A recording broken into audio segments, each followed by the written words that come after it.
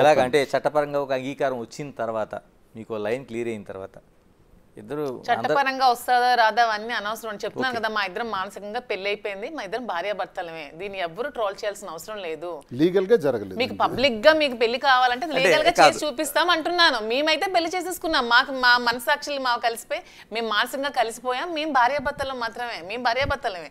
మీ అందరికి మా భార్యాభర్తలుగా మీకు ఫోటో కావాలి, మీకు ఫ్రేమ్ కావాలి, ప్రతి ఇంట్లో మీరు చూసుకుంటారంటే ఖచ్చితంగా లీగల్ గా అయ్యాక మీకు చేసి చూపిస్తాం అని చెప్తున్నాను అంతే. వారసుల సంగతి ఏంటి? వారసుల సంగతి కూడా అంతేనండి, లీగల్ ప్రొసీడింగ్స్ అయ్యాక లీగల్ గా కంటాం అంతే. ఓకే, ఆ ప్లాన్ కూడా ఉంది. నవ్వుతున్నారు శ్రీనివాస్ గారు. అంటే ఇద్దరు మొత్తం శ్రీనివాస్ అంటే గ్రేట్ లెజెండరీ అండి, తన లెగసీ ఎలాగా కంటిన్యూ అవ్వాలంటే ఒక వారసుడు ఉండాల్సిందే, అతనితో ఆగిపోకూడదని ఇంకో శ్రీనివాస్ ఉండాలని నా feeling, strong feeling. Right, thank you Srinivas గారు, థ్యాంక్ యూ మాధురి గారు. అంటే ఇప్పుడు ఇద్దరికి ఒకటే నేను కంక్లూజ్ ఇవ్వాలనుకుంటున్నాను, Duvvada Srinivas, Duvvada Madhuri. Right, all the best. అంటే సొసైటీ ఏ విధంగా మిమ్మల్ని తీసుకుంటుంది, ఏ విధంగా మీ లైఫ్ నడుస్తుంది అనేది. ఏమండి సొసైటీ అయితే మమ్మల్ని తీసుకుందండి, ఈ పిల్ల సైనికులు ఉంటారు కదా కొంతమంది, జెండా కూలీలు, జెండాలు మోసే కూలీలు, పిల్ల సైనికులు, వాళ్ళేవో ట్రోల్ చేసి పెడుతున్నారు తప్పితే సొసైటీ పబ్లిక్ తీసుకుంది. ఎక్కడైనా ఒక చోట ఆగిపోద్దండి అంతే అంతే. వాళ్ళే ప్రజలు మాకు తీసుకున్న తర్వాత మాకు నమ్మకం ఏంటంటే ప్రజలకి వాస్తవాలు చెబితే అది వాళ్ళు అది విన్న తర్వాత కావాలంటే అగ్రభాగాన్ని పెట్టగలరు, లేకపోతే నేల మీద తొక్కేయగలరు అధోపాతాలను. ఆ శక్తి ప్రజలకు ఉంది. అందుకే మేమేం ఆలోచించామంటే మన వాస్తవాలన్నీ ప్రజలకు చెప్దాం, వాళ్ళు వింటారు, వాళ్లే నిర్ణయం తీసుకొని వాళ్లే మనల్ని కాపాడుతారు. పవన్ కళ్యాణ్ వ్యక్తిగత జీవితం కోసం, అసలు ఆ పెళ్ళిళ్ళ కోసం మీరు మాట్లాడిన తీరు, అంటే దాన్ని నేను ప్రస్తావించట్లేదు, కానీ ఏ మనిషి లైఫ్లో అయినా ఎప్పుడు ఏం జరుగుతుందో తెలియదని, ఇప్పుడు మీ లైఫ్లో జరిగింది ఇది అనుకోని ఒక ఘటన, ఏమనిపిస్తుంది దాంతో అప్పటితో పోల్చుకుంటే? మీకు ఆ రోజున చేసిన విమర్శలు, ఈ రోజు నిజ జీవితం. ఈ ఘటనకి కొన్ని నెలలు సంవత్సరం ముందు నేను ఆ విమర్శ చేశాను, నిజమే. చేసిన దానిలో నేనేమని విమర్శ చేశానంటే, మా వైజాగ్ అమ్మాయి నందిని అనే ఒక అమ్మాయిని ఆయన పెళ్లి చేసుకున్నారు, చక్రధర్ గారు అమ్మాయి. ఆమెకు విడాకులు ఇచ్చిన తర్వాత రేణుదేశాయికి చేసుకున్నారు. ఓకే, అది కరెక్టే, అది నేను తప్పు పట్టట్లా. రేణుదేశాయి గారికి చేసుకున్న తర్వాత మూడో వ్యక్తికి గర్భం దాల్చారు మూడో వ్యక్తి అని నేను అనలా, రేణుదేశాయి గారు అన్నారు.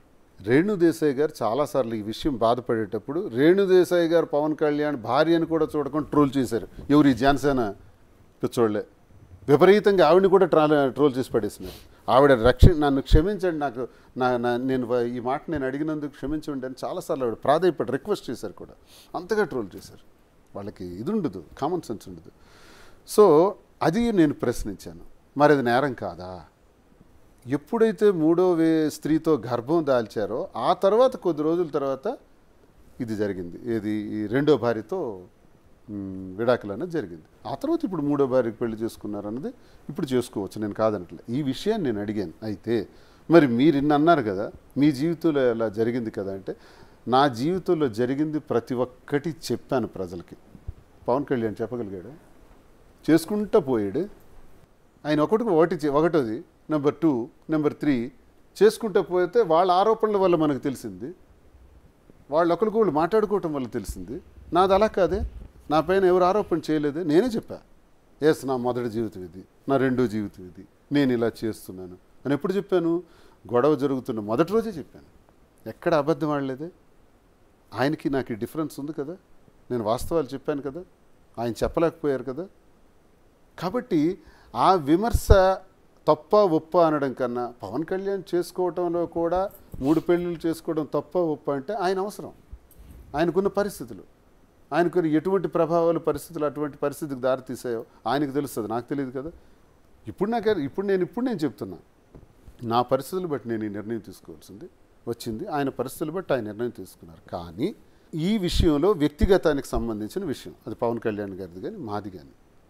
సో ఆ పరిస్థితులు ప్రభావాలే ఇటువంటి స్థితులకు దారితీస్తుంటాయి అన్నది అఫ్కోర్స్ నాకు కూడా అర్థమైంది. దీన్ని ఎక్కువగా మాట్లాడకపోవడం కూడా మంచిదే, వ్యక్తిగత విషయాలు. మాధురి గారు, చాలా వరకు మానవ సంబంధాలన్నీ ఆర్థిక సంబంధాలనేది ఒక ప్రధానమైన సూత్రం. అంటే భార్య, భర్త, పిల్లలు, తండ్రి తల్లి అన్నీ కూడా ఎక్కడో చోట ఒక పిన్ పాయింట్ దగ్గర ఆర్థిక సంబంధాల దగ్గర ఆగిపోతాయి. ఇప్పుడు నిజంగా మీ ఇద్దరి మధ్య ఉండే సంబంధం కూడా ఆ రోజు వాణి గారు పెట్టిన గొడవ ఇవన్నీ కూడా ఒక ఆర్థిక సంబంధం దగ్గర ముడిపడి ఆగిపోయింది. అంటే ఏంటి అసలు నిజంగా ఆర్థిక లావాదేవీ ఎక్కడ ముడిపడి ఉండిపోయింది? అంటే మీ పేరుతో ఆ రోజున రాశారని లేకపోతే మీరు కొంత అప్పు ఇచ్చారని? ఆ హౌస్ అనేది మా ఇద్దరం కలిసి ఉండడానికి మేము కలిసి నిర్మించుకున్న హౌస్ అది. మా ఇద్దరం కలిపి నిర్మించుకున్నాం. సో నా దగ్గర ఉన్న డబ్బులు నేను పెట్టాను, అతని దగ్గర ఉన్న డబ్బులు అతను పెట్టారు, ఇద్దరం కలిసి నిర్మించుకున్న హౌస్ అది. సో అది కూడా వచ్చి ఆక్యుపై చేసి తీసుకెళ్ళిపోతాము, అది కూడా వచ్చి తీసుకొని మమ్మల్ని రోడ్డు మీద పెట్టేస్తామంటే ఎవరు చూస్తూ ఊరుకోరు కదా. సో మీరు అన్నట్టు ప్రపంచం అంతా సంబంధాలను ఆర్థిక సంబంధం అవ్వచ్చు, కానీ మాధురి దువ్వాడ శ్రీనివాస్ది ఆర్థిక సంబంధం కాదు, అది మానసికమైన సంబంధం మాత్రమే. 100% ఆర్థిక సంబంధం మా ఇద్దరిది కాదు.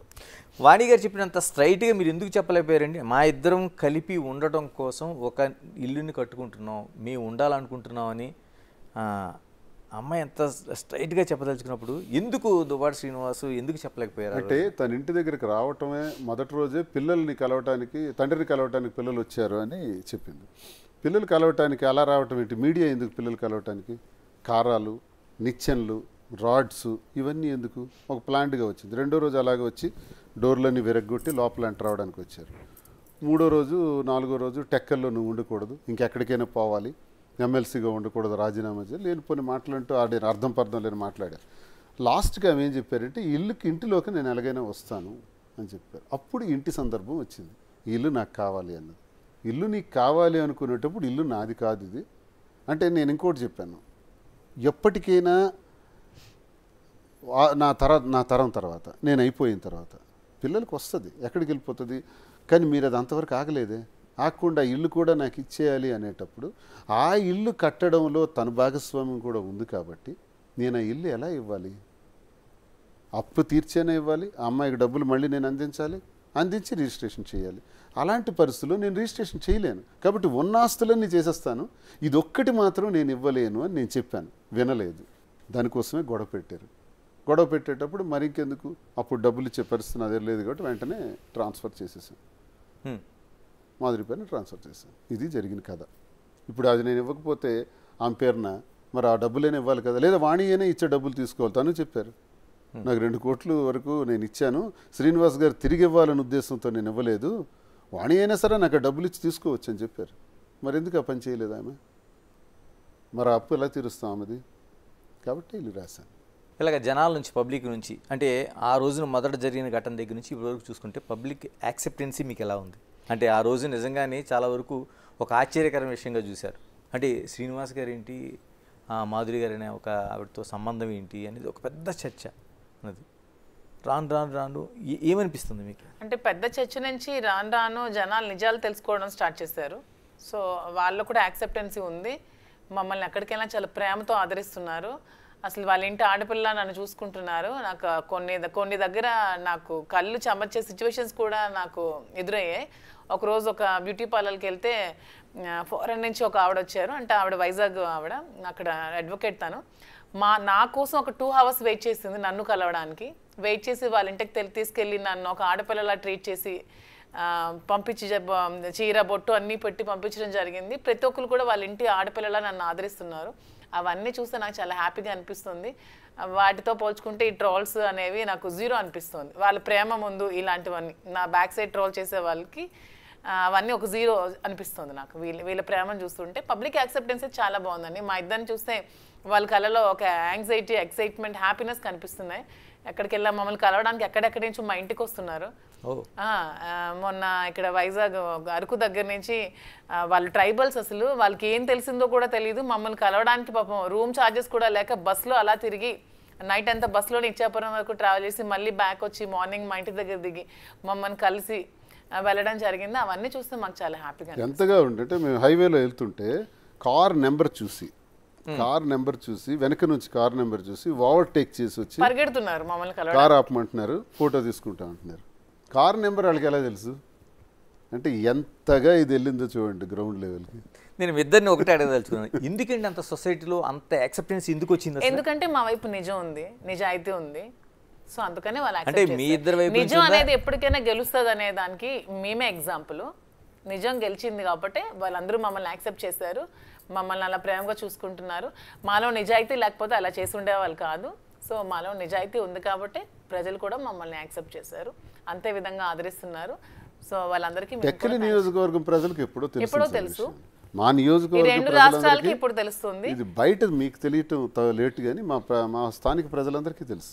ఓకే. వాళ్ళు ఇది పట్టించుకోరు, ఇది మాకు ఎప్పుడో తెలిసిన గొడవే కదా అంటారు.